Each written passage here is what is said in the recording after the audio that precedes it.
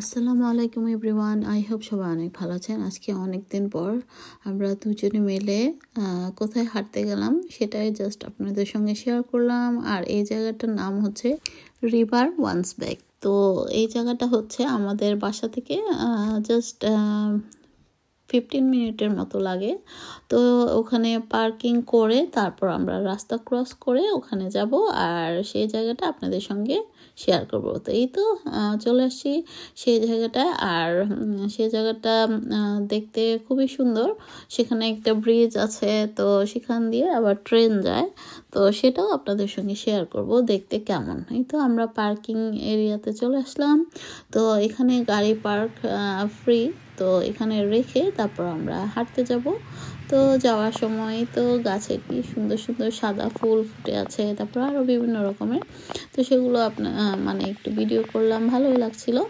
তো এই ফুলটা থ্রিসেল ফুল, আর এটা স্কটল্যান্ডের জাতীয় ফুল। তো এটা কিন্তু লাইফ ইন দ্য ইউকেতে এই ফুলটার নামটা কিন্তু আসবে। আপনারা যারা পরীক্ষা দিবেন তাদের এটা শিখতে হবে, বা অনেকেই শিখেছেন। তো আমিও শিখেছিলাম এই ফুলটা, মানে ওখানে পড়তে হয়। তো যাই হোক, দেখে নেন থ্রিসেল ফুল দেখতে কীরকম। একদম বাজে একটা ফুল, এটা কিভাবে জাতীয় ফুল হয় আমিও জানি না।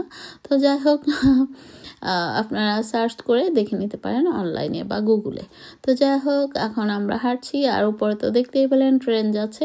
আর যে জায়গাটা আমরা আজকে নেমে হাঁটবো, আর সেই জায়গাটা কিন্তু অন্য সময় পানি থাকে।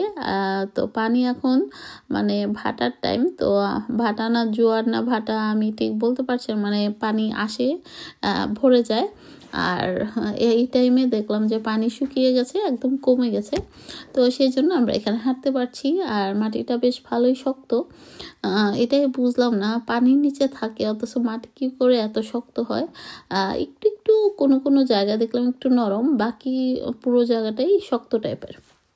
তো এই তো কি সুন্দর হাঁসগুলো এভাবে উড়ে বেড়াচ্ছে, এত ভালো লাগছিল। মানে হাঁসেরা এত উঠতে পারে, এত উঁচুয়ে উঠতে পারে, এটা দেখে অবাক লাগছিল। বাংলাদেশের হাঁস এত উঠতে পারে কিনা আমার জানা নেই, তবে এখানকার হাঁসগুলো দেখলাম বেশ উড়ে কি সুন্দর করে খেলা করছিল তিনটা মিলে।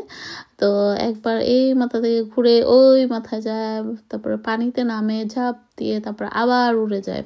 খুবই সুন্দর লাগছিল ওদের খেলাধুলাই। তো দেখতে পাচ্ছেন, তো কিছুটা ভিডিও করেছি, ভাবলাম আপনাদের সঙ্গে শেয়ার করিয়ে ভালো লাগবে।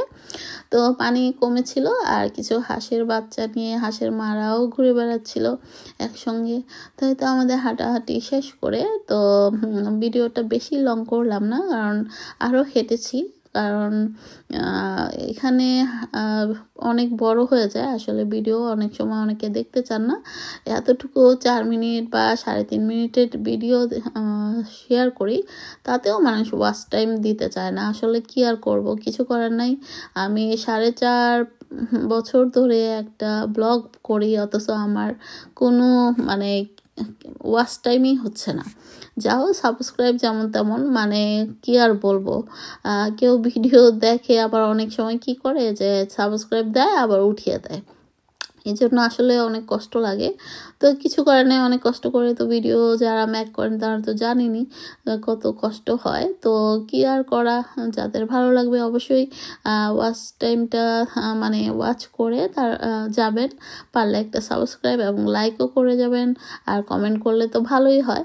তো কিছু করার নেই, আসলে জোরাজোরি তো কিছু নেই, যার ভালো লাগবে তারা দেখবেন, আর ভালো না লাগলে তো আসলে কিছু করার নাই। তো যাই হোক, কথা বলতে বলতে বাসায় চলে আসলাম। আর যারা আমার পাশে আছেন তাদেরকে জানাই অনেক অনেক ধন্যবাদ।